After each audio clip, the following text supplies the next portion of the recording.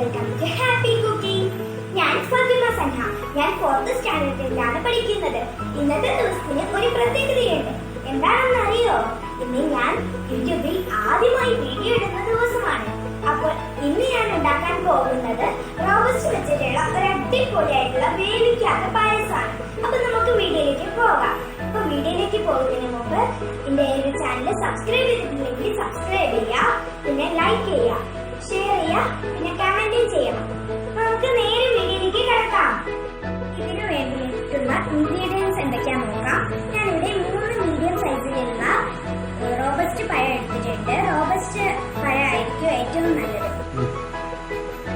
പിന്നെ ഞാനിവിടെ എടുത്തിട്ടുള്ളത് ശർക്കരയാണ്. ഞാനിവിടെ വൈറ്റ് ശർക്കരയാണ് എടുത്തിട്ടുള്ളത്.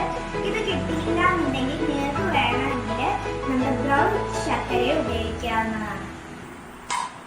അടുത്തതായി ഞാൻ എടുത്തിട്ടുള്ളത് തേങ്ങാ കൊത്താണ്. ഞാനിത് ഒരു ചെറിയ തേങ്ങയുടെ അരമുറി തേങ്ങ കൊത്താണ്, ഒരു അരമുറി തേങ്ങയുടെ കൊത്താണ് എടുത്തിട്ടുള്ളത്. പിന്നെ ഇതിനായിട്ട് ഞാനിവിടെ എടുത്തിട്ടുള്ളത് 1 ഗ്ലാസ് തേങ്ങാപ്പാലാണ്. ഇനി നമുക്ക് പായസം ഉണ്ടാക്കാൻ തുടങ്ങാം. ഞാനിവിടെ അതിനായിട്ട് ഒരു പാത്രത്തിലേക്ക് ഈ റോബസ്റ്റ് പഴം തുരിച്ചിടാം.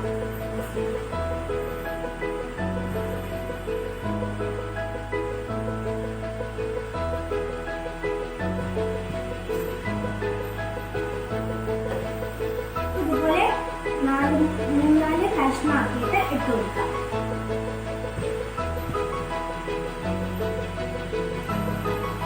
ഇതുപോലെ ഇട്ട് കൊടുക്കുമ്പോൾ വേഗം തന്നെ ഇത് ഉടഞ്ഞു കിട്ടും. അതിന് വേണ്ടിയിട്ടാണ് ഇതുപോലെ ഇട്ട് കൊടുക്കുന്നത്.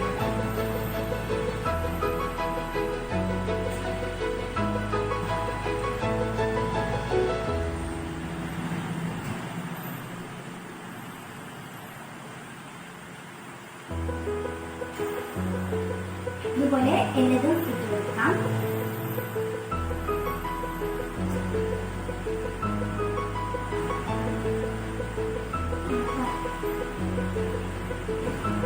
ഇനി നമുക്ക് ഇതൊന്ന് ഉടച്ചെടുക്കാം.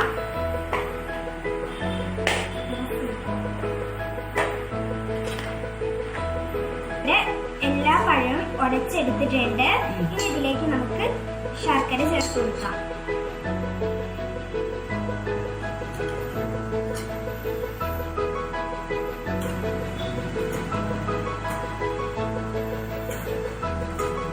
എന്നിട്ട് രണ്ടും കൂടി നല്ലപോലെ മിക്സ് ചെയ്ത് കൊടുക്കാം.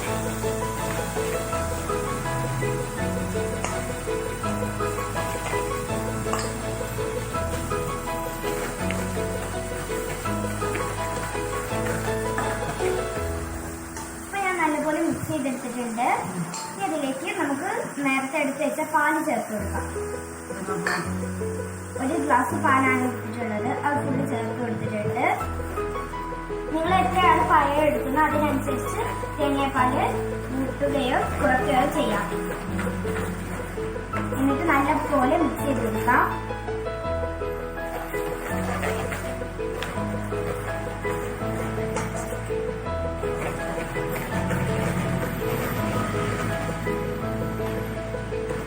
ഈ ഒരു കൺസിസ്റ്റൻസിയിലായിരിക്കണം ഉണ്ടാവേണ്ടത്. പഴത്തിന്റെ ചെറിയ ചെറിയ കഷ്ണങ്ങൾ ഉണ്ടായിട്ട് കുഴപ്പമൊന്നുമില്ല. ഇതിലേക്ക് നമുക്ക് തേങ്ങ കൊത്തി ചേർത്ത് കൊടുക്കാം. എന്നിട്ട് വീണ്ടും മിക്സ് ചെയ്ത് കൊടുക്കാം.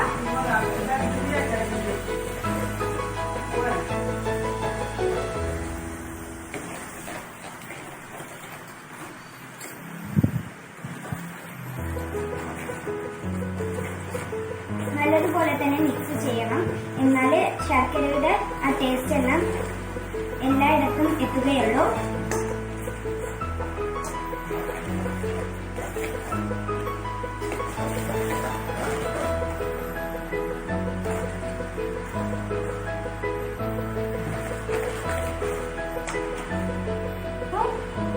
വളരെ സിമ്പിൾ ആയിട്ടുള്ള പായസം ഇവിടെ റെഡി ആയിട്ടുണ്ട്. എല്ലാവരും ട്രൈ ചെയ്ത് നോക്കാം. ഇനി നമുക്കിത് സെർവിംഗ് ഗ്ലാസ്സിലേക്ക് മാറ്റാം.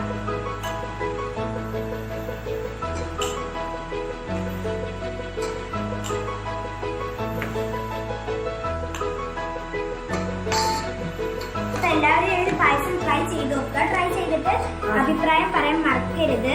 വീഡിയോ ഇഷ്ടമായിട്ടുണ്ടെങ്കിൽ ലൈക്ക് ചെയ്യുക, ഷെയർ ചെയ്യുക, കമന്റ് ചെയ്യുക. പിന്നെ ഈ ചാനൽ സബ്സ്ക്രൈബ് ചെയ്തിട്ടില്ലെങ്കിൽ സബ്സ്ക്രൈബ് ചെയ്യുക. അടുത്തൊരു നല്ല വീഡിയോയിൽ കാണാം. Bye bye.